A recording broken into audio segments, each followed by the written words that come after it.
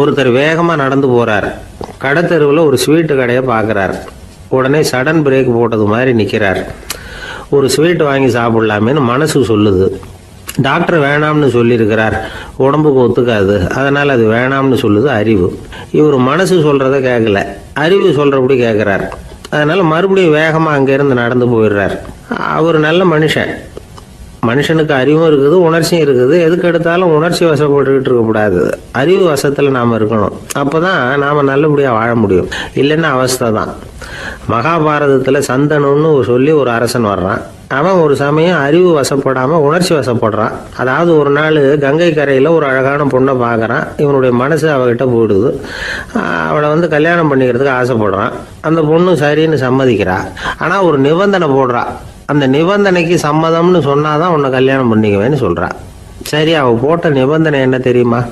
இது மாதிரி, நான் உங்க மனசு புண்படுற மாதிரி எந்த காரியம் பண்ணாலும் நீங்க என்ன ஏன்னு கேட்கக்கூடாது, நான் செய்யற காரியத்தை தடுக்கவும் கூடாது. அப்படி நீங்க செஞ்சா அடுத்த கணமே நான் உங்களை பிரிஞ்சு போயிடுவேன். இதுதான் அந்த பொண்ணு போட்ட நிபந்தனை. சந்தன அரசன் இந்த நிபந்தனையை ஒத்துக்கலாமா? இதை அறிவுபூர்வமாக யோசிச்சிருந்தா இதுக்கு கட்டுப்பட்டுக்க மாட்டான். இந்த நிபந்தனைக்கு நான் சம்மதிக்க மாட்டேன்னு தான் சொல்லியிருக்கணும். ஆனால் அவன் அந்த நேரத்தில் உணர்ச்சி வசத்தில் இருந்தான். அதனால நீ என்ன சொன்னாலும் சரின்னு ஒத்துக்கிட்டான். அவளை கல்யாணம் பண்ணிக்கிட்டான். இதனால என்ன ஆச்சு? 7 பச்சை இளம் குழந்தைகளை பிறந்த உடனே அவள் கங்கையில் தூக்கி எறிஞ்சி கொல்லக்கூடிய கோர காட்சியை இவன் ஒன்று பின்னாடி ஒன்றா பார்க்க வேண்டியதாக போச்சு. கடைசியில் 8வது குழந்தை பிறந்ததுன்னா அவனுடைய அறிவு மேலோங்குது. அந்த கொடிய செயலை தடுத்து நிறுத்துறான். அந்த 8வது குழந்தை தான் பின்னாடி பீஷ்மர் ஆகிறார். ஒரு பக்தி பிரசங்கத்தில் ஒரு பேச்சாளர் இந்த விஷயத்தை சொல்லிவிட்டு இன்னொரு விஷயமும் சொன்னார். அது என்னன்னா, சந்தனு மன்னன் அறிவுக்கும் உணர்ச்சிக்கும் நடுவில் அகப்பட்டு தவிச்சதுனால அவன் வம்சத்தில் வந்த கௌரவர்கள் உணர்ச்சி வசப்பட்டாங்க, பாண்டவர்கள் அறிவு வசப்பட்டாங்க அப்படின்னு சொன்னார். மனுஷனுக்கு உணர்ச்சியை விட அறிவு மேலோங்கி இருக்கணுங்கிறது சரிதான். ஆனால் அந்த அறிவை எப்படி உபயோகப்படுத்துகிறோங்கிறது முக்கியம்.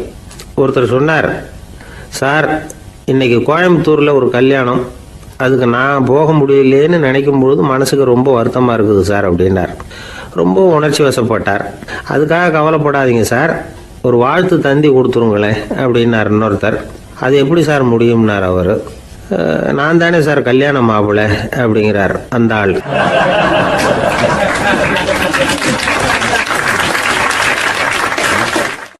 ஒரு அழகான கடற்கரை. சுற்றுலா பயணிகள் நிறைய பேர் அங்கே போகிறது வழக்கம். சனி ஞாயிறு கூட்டம் அதிகமாக இருக்கும். அதோட விளைவு என்னங்கிறது அடுத்த நாள் தான் தெரியும். ஆமாம், அந்த கடற்கரையை சுத்தப்படுத்துகிற தொழிலாளிகள் திங்கட்கிழமை ரொம்ப சிரமப்படுவாங்க. சனி ஞாயிறு வந்த கூட்டம் கடற்கரை பூராவும் காலி ஐஸ்கிரீம் கப்புகளை வீசி எறிஞ்சிட்டு போயிருக்கும். ஆயிரக்கணக்கான கப்புகள் அங்கே பரவலாக கிடக்கும். அதையெல்லாம் பொறுக்கி எடுத்து சுத்தம் பண்ணி ஆகணும். இதனால் திங்கட்கிழமை வேலைக்கு வர்றதுக்கு எல்லோரும் பயப்படுவாங்க. அப்படி ஒரு நிலைமை. பல பேர் அன்னைக்கு லீவ் எடுத்துகிட்டு போயிடுறது வழக்கம். நமக்கு எதுக்கு இன்னைக்கு தொந்தரவுன்னு. இது ஒரு பெரிய பிரச்சனையாக இருந்தது. இதுக்கு என்ன பண்ணலாம் அப்படின்னு யோசனை பண்ணாங்க. ஒரு ஆலோசனை கூட்டத்துக்கு ஏற்பாடு பண்ணாங்களாம். அந்த நகர நிர்வாக அலுவலர்கள், பணியாளர்கள் எல்லாரும் அதில் கலந்துக்கிட்டாங்க. கூட்டம் ஆரம்பமாச்சு. ஆரம்பத்தில் சொன்னாங்க, இந்த பிரச்சனைக்கு ஒரு தீர்வு வேணும், என்ன பண்ணலாம், அதை முடிவு செய்கிறதுக்கு தான் இந்த கூட்டம். இதில் நீங்கள் செய்ய வேண்டியது என்னென்னா, உங்களுக்கு தோன்றுகிற யோசனை எதுவாக இருந்தாலும் சொல்லுங்கள். கொஞ்சம் கூட தயக்கம் வேண்டாம். நாம் சொல்கிற யோசனை ஈடுபடுமா படாதா அப்படின்லாம் யோசிக்க வேணாம். எல்லாருடைய யோசனைகளையும் அப்படியே பதிவு செய்துக்கிறோம். கடைசியாக அதிலேருந்து ஒரு சிறந்த யோசனையை தேர்வு பண்ணி அதை பயன்படுத்தலாம். இந்த சந்தர்ப்பத்தில் இன்னொரு முக்கியமான வேண்டுகோள், எவ்வளவு சாதாரணமான யோசனையாக இருந்தாலும் சரி, அது சொல்லும் பொழுது அடுத்தவங்க ஏளனம் செய்யக்கூடாது. இது ஒரு பெரிய யோசனையா அப்படின்னு சொல்லி எதையும் அலட்சியப்படுத்தக்கூடாது. இதுதான் அந்த கூட்டத்தின் ஆரம்பத்தில் செய்யப்பட்ட அறிவிப்பு. உடனே அந்த கூட்டத்தில் இருந்தவங்க ஆளுக்கு ஒரு யோசனை சொல்ல ஆரம்பித்தாங்க. ஒருத்தர் எழுந்திருச்சார், இங்கே வர்ற சுற்றுலா பயணிகள்கிட்ட ஆளுக்கு $10 ஒரு டெபாசிட் மாதிரி வைப்பு பணமாக வாங்கிக்கணும். காலி ஐஸ்கிரீம் கப்பை திருப்பி கொடுத்தா அந்த பணத்தை திருப்பி கொடுத்துடலாம். இப்படி ஒரு ஏற்பாடு பண்ணிக்கிட்டா கப்புகளை தேடி பொறுக்கிட்டு இருக்க வேண்டியதில்லை, எல்லாம் ஒரே இடத்துக்கு சேர்ந்துடும். அப்படியே நாம் தூக்கிட்டு போய் ஒரு இடத்துல கொட்டி விடலாம் அப்படின்னார். இன்னொருத்தர் எழுந்திருச்சார், கப்பை கீழே போட்டால் $50 அபராதம் அப்படின்னு அங்கங்கே போர்டு எழுதி வச்சுடலாம். கப்புகளை போடுறதுக்கு அங்கங்கே பெரிய கூடைகளை வச்சுடலாம். நாம் சாவகாசமாக அந்த கூடைகளை சேகரம் பண்ணிக்கலாம் அப்படின்னாராம். இன்னொருத்தர் எழுந்திரிச்சு கொஞ்சம் கோபமாக பேசினார். கப்புகளை அவங்க வாயிலே திணிச்சு விடணும், அதுகளை முன்னு சாப்பிட்டு பார்த்தா தான் தெரியும் அது எவ்வளவு கஷ்டங்கிறது. அப்படின்னு ரொம்ப கடுமையாக பேசியிருக்காரு. இது வேடிக்கையாக தெரிஞ்சாலும் இந்த யோசனையும் பதிவு செஞ்சுக்கிட்டாங்களாம். இப்படி பல யோசனைகள் கடைசியாக எல்லாத்தையும் படித்து பார்த்துட்டு பரிசீலனை பண்ணாங்க. அப்புறம் தான் யோசனை வந்தது, இவர் வேடிக்கையாக சொன்னது கப்புகளை அவங்கவுங்க வாயிலே திணிச்சு சாப்பிட சொல்லணும், அதுதான் தண்டனைன்னார்ல, ஏன் அப்படி சாப்பிட்றது மாதிரியே கப்புகளை தயார் பண்ண என்ன அப்படின்னு சிந்திக்க ஆரம்பித்தாங்களாம். ஆகா, அதுதான் சரின்னு ஒரு முடிவுக்கு வந்தாங்க. அதுலேருந்து உருவானது தான் இந்த வேஃபர் கப்ஸ். ஐஸ்கிரீமை சாப்பிட்டு முடிச்சதும் கப்பையும் சாப்பிட்டுடலாம். கோன் ஐஸ்கிரீம் சாப்பிட்றோம்ல, அதுதான். அமெரிக்காவில் மியாமி கடற்கரையில் ரொம்ப காலமாக இருந்துக்கிட்டு வந்த குப்பை பிரச்சனைக்கு இப்படி தான் ஒரு தீர்வு வந்துதான். இதுலேருந்து நாம் புரிஞ்சிக்க வேண்டியது என்னென்னா, நாம் அன்றாட எத்தனையோ பிரச்சனைகளை சந்திக்கிறோம், அதுக்கெல்லாம் தீர்வு உண்டு. அது எங்கே ஒளிஞ்சிருக்குன்னு கண்டுபிடிக்கணும். அந்த அந்த யோசனையையும் நல்லா தீவிரமாக யோசிக்கணும். யார் என்ன யோசனை சொன்னாலும் அதை வந்து அலட்சியப்படுத்தக்கூடாது, அக்கறையோடு கவனிக்கணும், அதை யோசித்து பார்க்கணும். ஒரு அம்மா தன்னோட வீட்டுக்காரரை ஒரு மனநல மருத்துவர்கிட்ட அழைச்சிட்டு வந்தாங்களாம். டாக்டர், இவருக்கு கோன் ஐஸ்கிரீம் பிடிக்கல, பேப்பர் கப்பில் இருக்கிற ஐஸ்கிரீம் தான் வேணும்னு அடம் பிடிக்கிறார் அப்படின்னாங்களாம். அது ஒன்றும் தப்பு இல்லையேன்னாராம் டாக்டர். இதுக்கு அந்த அம்மா சொன்னாங்களாம், இவர் கப்பு ஐஸ்கிரீம் வாங்குறதுல தப்பு இல்லை டாக்டர், பிரச்சனை அது இல்லை. அப்புறம் வேற என்னன்னு கேட்டிருக்காரு, வாங்கினதும் ஐஸ்கிரீமை கீழே கொட்டிவிட்டு அந்த பேப்பர் கப்பை மட்டும் விரும்பி சாப்பிட்றார், அதனால தான் உங்ககிட்ட அழைச்சிட்டு வந்தேன் அப்படின்னாங்களாம். ஒரு கணவன் மனைவி எப்போ பார்த்தாலும் அவங்க ரெண்டு பேருக்கும் இடையில சண்டை வந்துக்கிட்டே இருந்தது. இதில் என்ன ஆச்சரியங்கிறீங்களா? நான் அதுக்காக சொல்ல வரல, இது வேற விஷயம். அதாவது சண்டை போடாமல் இருக்கிறதுக்கு வழி சொல்கிற தகவல் இது. நான் சொன்ன அந்த கணவன் மனைவி எப்படின்னா, கணவன் ஒரு வார்த்தை சொன்னால் மனைவி கிட்டேருந்து 2 வார்த்தை பதிலாக வரும். இதுக்கு கணவன்கிட்டேருந்து 4 வார்த்தை பதிலாக வரும். இப்படி வார்த்தைகள் பெருகி போய் கடைசியில் வம்புல வந்து முடியும். அந்த அம்மா பொறுத்து பார்த்தாங்க, அவங்களால தாக்கு பிடிக்க முடியல. பக்கத்து வீட்லேயும் ஒரு கணவன் மனைவி இருந்தாங்க, அவங்களுக்குள்ள சண்டை வர்றதில்லை. அது எப்படி அவங்களால மட்டும் சண்டை போடாமல் இருக்க முடியுது அப்படின்னு இந்த அம்மாவுக்கு ஆச்சரியம். ஒரு நாள் நேராக பக்கத்து வீட்டு அம்மாக்கிட்டே போய், ஏம்மா, நீங்கள் எப்படி கணவனும் மனைவியும் சண்டை போட்டுக்காமல் இருக்கிறீங்க, அது எப்படி முடியுது உங்களால் அப்படின்னு கேட்டாங்க. அதுக்குன்னு ஒரு மருந்து இருக்குது, அதை சாப்பிட்டா சண்டை வராது அப்படின்னாங்க அவங்க. சரிங்க, அந்த மருந்தை அவர் சாப்பிட மாட்டேன்னு சொல்லிட்டா என்ன பண்ணுறது அப்படின்னு கேட்டிருக்கிறாங்க இவங்க. அந்த மருந்து அவருக்கு இல்லைம்மா, உனக்கு தான் அப்படின்னாங்களாம் அவங்க. அப்படியா, அப்படின்னா கொடுங்க, ரொம்ப நல்லதாக போச்சு. அதை எப்படி சாப்பிட்றதுங்கிற விவரத்தையும் சொல்லுங்கள், எங்கே அது கிடைக்குங்கிறதையும் சொல்லுங்கள், வாங்கிக்கிறேன் அப்படின்னு கேட்டாங்களாம் இவங்க. வேறு எங்கேயும் போய் வாங்க வேண்டாம், என்கிட்டே இருக்க அந்த மருந்து அதில் கொஞ்சம் தர்றேன், வாங்கி வச்சுக்க. உன் வீட்டுக்காரர் உன்னோட சண்டையை ஆரம்பிக்கிற போகலாம் நீ இந்த மருந்தில் ஒரு அவுன்ஸ் வாயில் ஊற்றிக்கணும். அதை உடனே குடிச்சிடக்கூடாது, ஒரு 5 நிமிஷமாவது அது வாயில் இருக்கணும், அதுக்கப்புறம் குடிச்சுடலாம் அப்படின்னு சொல்லி ஒரு பாட்டில் மருந்தை இந்த அம்மா கிட்ட கொடுத்து அனுப்புனாங்களாம். மருந்தை எடுத்துக்கிட்டு இந்த அம்மா வீட்டுக்கு வந்திருக்கிறாங்க. வீடு பூட்டி இருந்ததுனால கணவன் வந்து வாசல்லையே காத்துக்கிட்டு இருக்கிறான். மனைவியை கண்டதும் சண்டை போட ஆரம்பிச்சிட்டான். வீட்டை பூட்டி விட்டு எங்கே போய் தொலைஞ்ச, எவ்வளோ நேரமாக ஒரு மனுஷன் வாசல்லையே காத்துட்டு கிடக்கிறது அப்படி இப்படின்னு கத்த ஆரம்பிச்சிட்டான். மனைவி இதுக்கு பதிலே சொல்லலை. அந்த அம்மா பேசாமல் வீட்டை திறந்தாங்க, சமையல் அறைக்குள்ளே போனாங்க, ஒரு அவுன்ஸ் மருந்தை வாயில் ஊற்றிக்கிட்டாங்க. அன்னைக்கு சண்டை வந்து மேற்கொண்டு வளரவே இல்லை, நின்றுட்டுது. மருந்து பரவாயில்லை. அதுக்கப்புறம் பல சந்தர்ப்பங்களில் சண்டை வரும் போல் இருக்கிற போலாம் இந்த மருந்து அதை நிறுத்தியிருக்கு. பிரமாதமான மருந்தாக இருக்குது இதை கொஞ்சம் அதிகமாகவே வாங்கி வீட்டில் வச்சுக்க வேண்டியது தான் அப்படின்னு முடிவு பண்ணிக்கிட்டு இந்த அம்மா மறுபடியும் பக்கத்து வீட்டு அம்மாக்கிட்ட போனாங்க. எவ்வளவு விலையானாலும் சரி, நான் காசு கொடுத்து வாங்கி வச்சுக்கிறேன், எந்த கடையில் இருக்குது இந்த மருந்து சொல்லுங்க அப்படின்னு கேட்டாங்க. இந்த மருந்துக்கு விலையே கிடையாதுங்க, இலவசமாகவே கிடைக்கும்னாங்களாம் அவங்க. அது எப்படி விலையில்லாமல் இதை விற்க முடியுது அப்படின்னு கேட்டாங்களாம் இவங்க.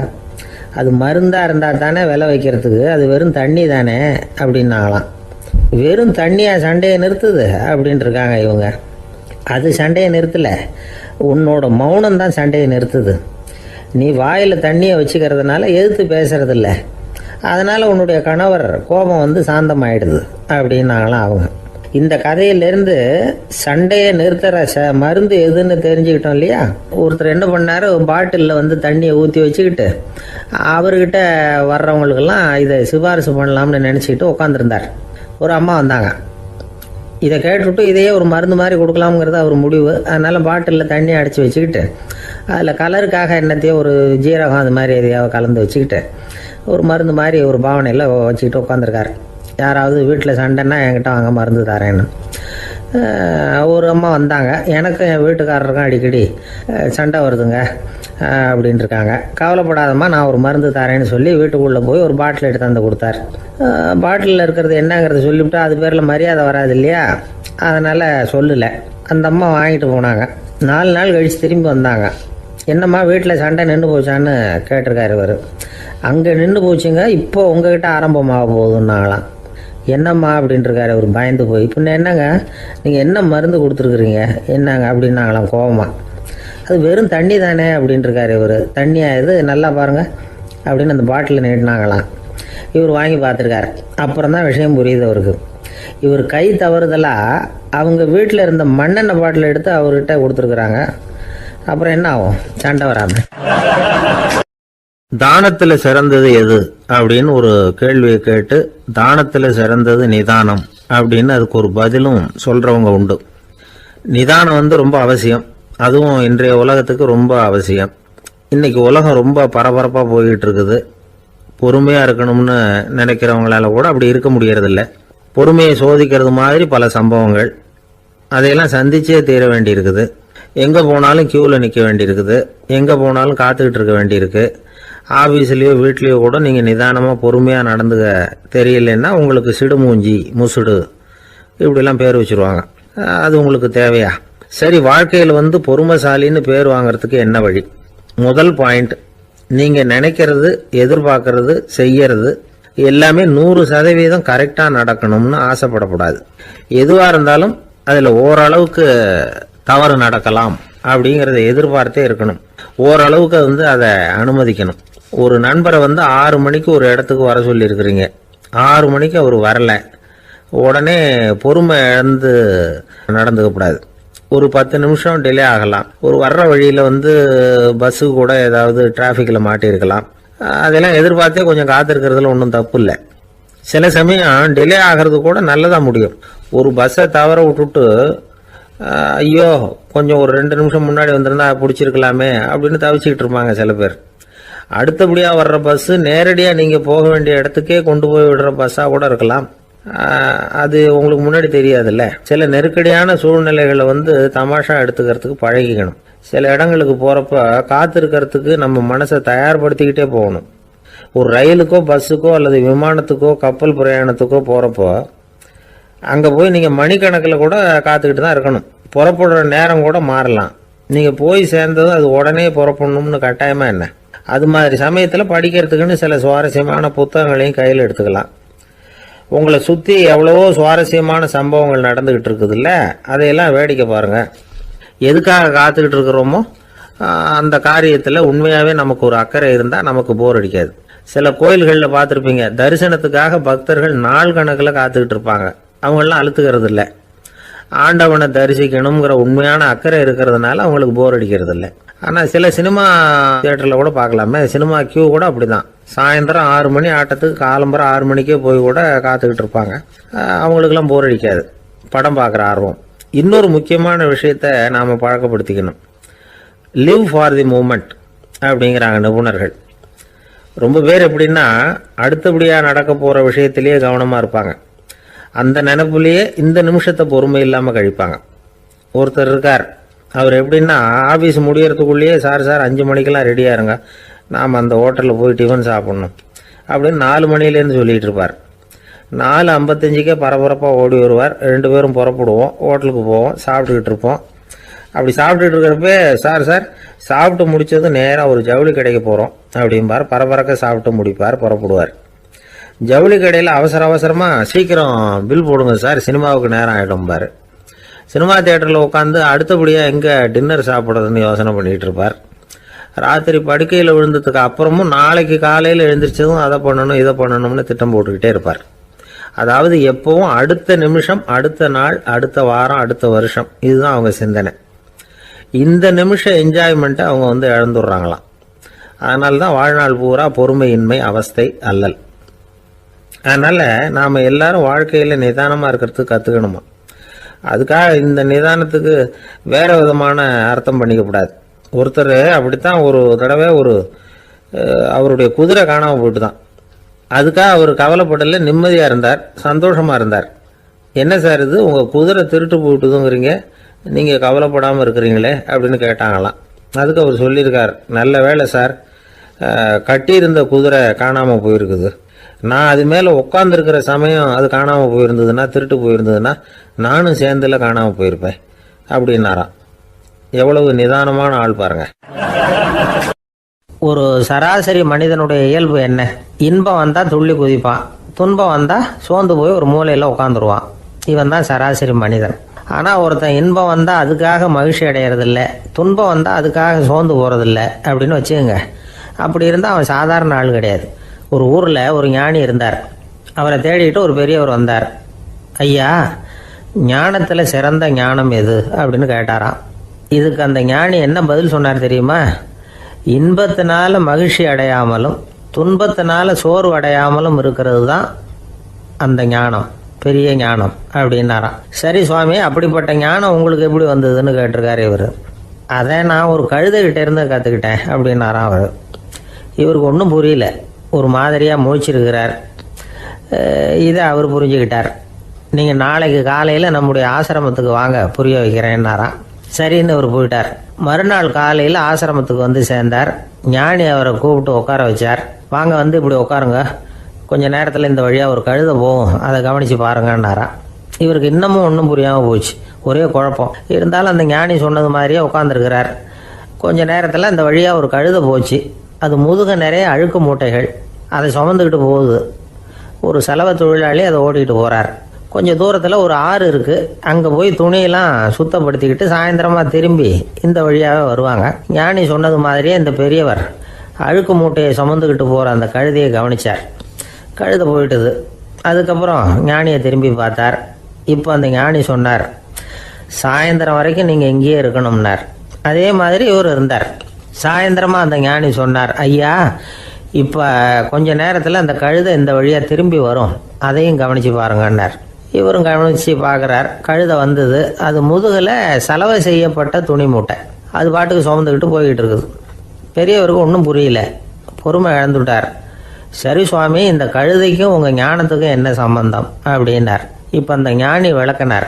ஐயா, இந்த கழுதை இதே மாதிரி தினமும் காலையில் அழுக்கு மூட்டைகளை சுமந்துக்கிட்டு ஆற்றுக்கு போகுது, மாலையில் வெண்மையான சுத்தமான துணிகளை சுமந்துக்கிட்டு திரும்பி ஊருக்கு போகுது. காலையில் இது போகும்பொழுது முதுகில் அழுக்கு மூட்டைகளை சுமந்துக்கிட்டு போகிறோமேங்கிற வருத்தமும் அதுக்கு கிடையாது. சாயந்தரம் திரும்பி வரும்பொழுது சுத்தமான துணிகளை சுமந்துக்கிட்டு வர்றோமேங்கிற மகிழ்ச்சியும் அதுக்கு இல்லை. இதை பார்த்து தான் நான் அது மாதிரி ஞானத்தை கற்றுக்கிட்டேன் அப்படின்னாராம். அதனால் யார் கற்றுக் கொடுக்குறாங்க அப்படிங்கிறத விட எதை கற்றுக்கிறோம் அப்படிங்கிறது தான் முக்கியம். ஒரு சினிமா பார்க்குறோம், ஒரு அருவி கொட்டுறது மாதிரி காட்சி வருது, தண்ணீர் வழியுது. படம் முடிஞ்சதும் பார்த்தீங்கன்னா அந்த திரை என்ன நனைஞ்சு போயா இருக்கும். ஒரு தீப்பிடிச்சு எரியிற காட்சியே சினிமாவில் பார்க்குறீங்க, காட்சி முடிஞ்சதும் அந்த வெண் திரையே கருகி போயா இருக்கும். படத்தில் வர்ற தண்ணீரும் நெருப்பும் அந்த திரையை பாதிக்கிறது இல்லை. நாம் அந்த திரை மாதிரி இருக்கிறதுக்கு கற்றுக்கணுமா. அந்த பக்குவம் வந்துவிட்டதுன்னா இன்பமும் துன்பமும் நம்ம எதுவும் செய்யாது. ஒரு சினிமாவை பார்க்குற வரைக்கும் சிரிக்கலாம், அழலாம். பார்த்துட்டு வெளியில் வரும்பொழுது அழுதுகிட்டே வரக்கூடாது. ஒருத்தர் வந்தார், அப்படி படம் முடிஞ்சு வெளியில் வரும்பொழுது அருவி மாதிரி கண்ணீர் சிந்திக்கிட்டே வரார். ஏன் சார், படம் அவ்வளவு சோகமா அப்படின்னு கேட்டார். இன்னொருத்தர், இல்லை சார், கூட்டம் ரொம்ப குறைச்சல் சார், மொத்தம் படம் பார்க்க வந்தவங்களே 15 பேர் தான் சார் அப்படின்னார் கண்ணீரை தொடச்சிக்கிட்டே. அதுக்கு நீங்கள் ஏன் சார் அழறீங்கன்னு கேட்டார் அவர். இந்த படத்தோட தயாரிப்பாளரே நான் தான் சார் அப்படின்னாரா இவர். ஒரு நண்பர் வந்தார். ரொம்பவும் இறுக்கமாக உடை அணிஞ்சிருந்தார். அதாவது ஆடைக்குள்ளே அவர் மாட்டிக்கிட்டு இருந்தது மாதிரி தெரிஞ்சது. ஏன் துணி குறைச்சலாக எடுத்துட்டீங்களா அப்படின்னு கேட்டோம். இல்லைங்க, எனக்கு எப்போவுமே இறுக்கமாக உடை அணிகிறது தான் பிடிக்கும் அப்படின்னார். ஒருத்தர் எப்படி உடை அணிகிறார் அப்படிங்கிறத வச்சு அந்த ஆள் எப்படிப்பட்டவர் அப்படிங்கிறத கண்டுபிடிச்சிடலாம். உடை அணிகிற விதம் ஒருத்தருடைய மனநிலையை வெளிப்படுத்துதான். இப்போ இறுக்கமான உடை அணிகிறவங்க பொதுவாக மன நிம்மதி இல்லாதவங்களாக இருப்பாங்களாம், கோபக்காரங்களாக இருப்பாங்களாம். ரொம்ப தொலைதொலைப்பாக ஆடை அணிகிறவங்க இருக்கிறாங்கல்ல, அவங்கெல்லாம் அமைதியான ஆளாக இருப்பாங்களாம், சாந்தமாக இருப்பாங்களாம். இவங்கெல்லாம் போராடுறதுக்கு சரியாக வரமாட்டாங்களாம்.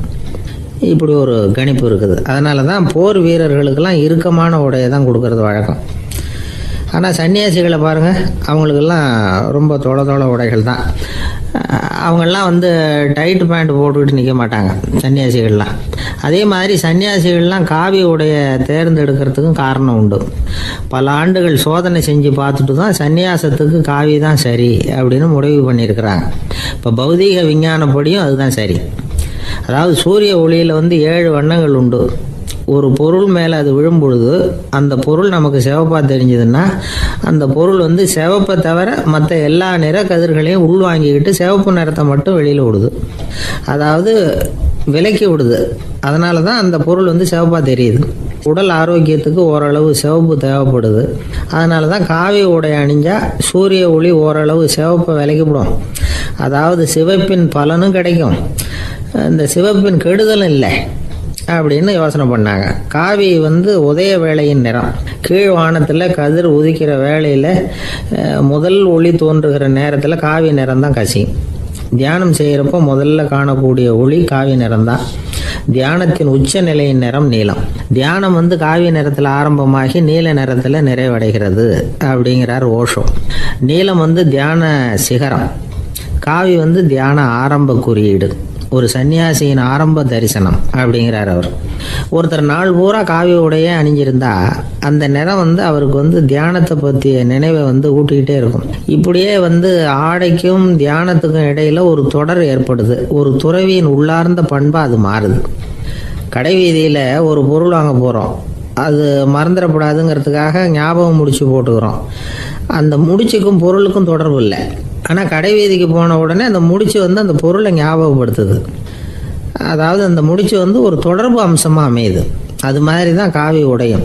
ஒரு துறவி வந்து நடக்கும் பொழுது, சாப்பிடும் பொழுது, குளிக்கும் பொழுது அவருடைய காவி உடை அவருக்கு வந்து ஞாபகப்படுத்திக்கிட்டே இருக்கும். அது ஒரு நிலைப்படுத்தப்பட்ட நினைவாக ஞாபக முடிச்சாக மாறிடுது. காவி ஆடை இல்லைன்னா ஒருத்தரால் துறவியாக முடியாதுன்னு அர்த்தம் இல்லை. அதே நேரத்தில் காவி ஆடையால் ஒன்றும் பிரயோஜனம் இல்லை, அதில் ஒன்றும் அர்த்தம் இல்லை அப்படின்னு சொல்லிட முடியாது. இதுதான் உண்மை. இவ்வளவு தூரம் காவி ஆடையை பற்றி சொல்கிறதுனால எல்லாரும் சன்னியாசியாக போடுங்க அப்படின்னு நாம் சொல்கிறதாக யாரும் நினச்சிடக்கூடாது. மனசுக்கும் நிறத்துக்கும் உள்ள சம்பந்தத்தை தெரிஞ்சுக்கிறதுக்காக தான் இவ்வளவும்.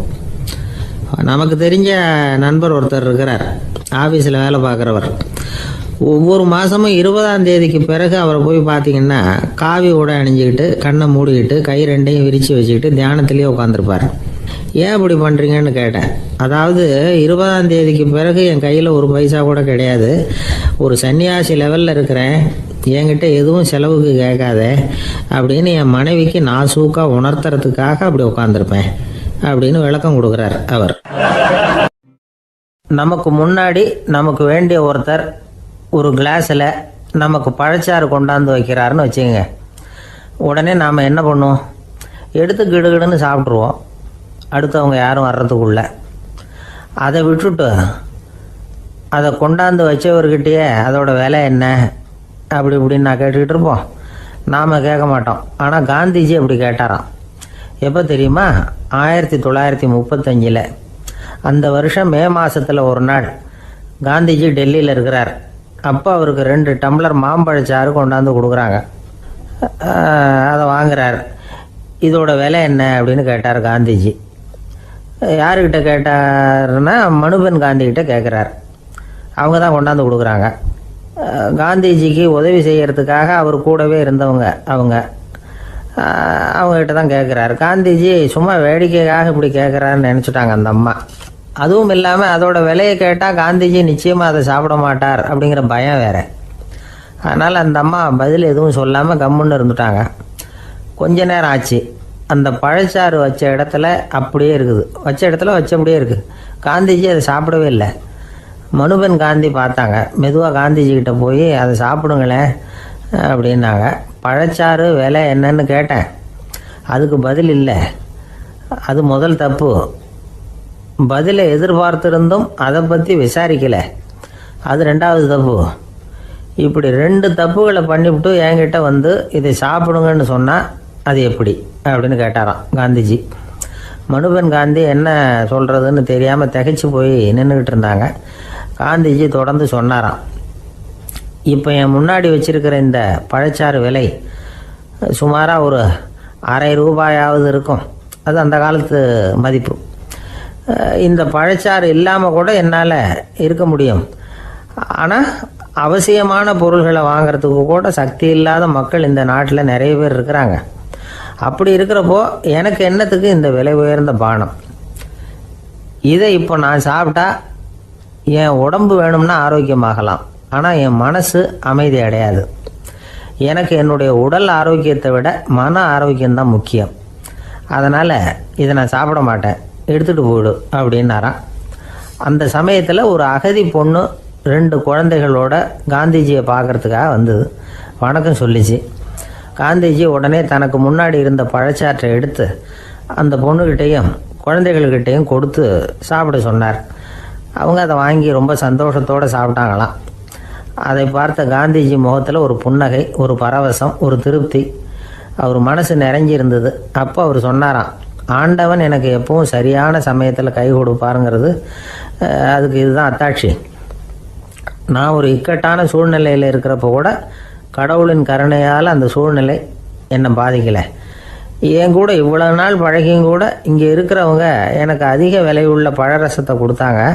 ஆனால் சரியான நேரத்தில் அதை சாப்பிட வேண்டியவங்களை என்கிட்ட அனுப்பி வச்சு என்னை சந்தோஷப்படுத்தினார் கடவுள், அவருக்கு நன்றி அப்படின்னாராம் மகாத்மா காந்தி.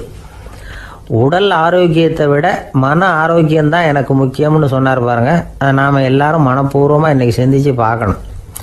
இந்த காலத்தில் எல்லாரும் அப்படியா நினைக்கிறாங்க?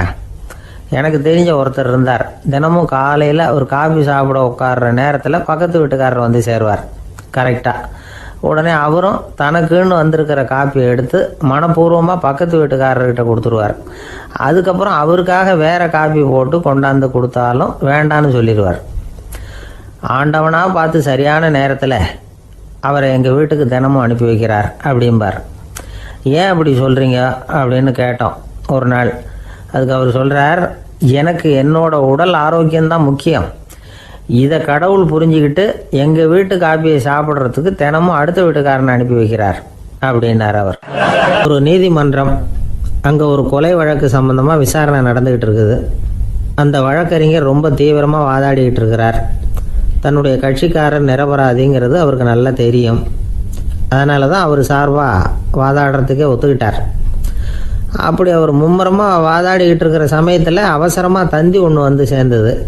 அதை வாங்கி படித்து பார்த்தார். அதுக்கப்புறம் அதை மடித்து தன்னுடைய கோட்டு பையில் வச்சுக்கிட்டு தொடர்ந்து வாதாட ஆரம்பிச்சிட்டார். பேசி முடித்தார். அதுக்கப்புறம் அங்கே கோர்ட்டில் இருந்த சக வக்கீல்கள் அவர்கிட்ட வந்தாங்க.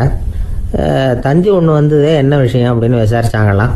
அப்போ அவர் சொல்லியிருக்கிறார், ஊரில் சிகிச்சைக்காக போயிருந்த என்னுடைய மனைவி இறந்து போனதாக தந்தி வந்திருக்குது அப்படின்னாராம். மற்ற வக்கீல்களுக்கு அதிர்ச்சி. என்னங்க இது, மனைவி இறந்ததை விட கேஸு முக்கியமாக உங்களுக்கு அப்படின்னு கேட்டிருக்கிறாங்க. இறந்து போன என் மனைவி மறுபடியும் திரும்பி வர போகிறதில்ல, ஆனால் என்னுடைய கட்சிக்காரர் ஒரு கொலை வழக்கில் மாட்டிக்கிட்டார். அவரும் நிரபராதி. அவர் உசுரை நான் காப்பாற்ற வேணாமா?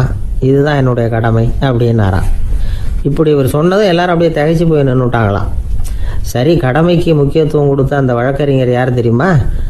அவர் தான் இரும்பு மனிதர் சர்தார் வல்லபாய் பட்டேல். குஜராத் மாநிலத்தில் 1875 அக்டோபர் 31 அன்றைக்கு ஜாவேரி பாய் அப்படிங்கிறவருக்கு 4வது பிள்ளையாக அவர் பிறந்தாராம். இந்த ஜாவேரி பாய் யார் தெரியுமா?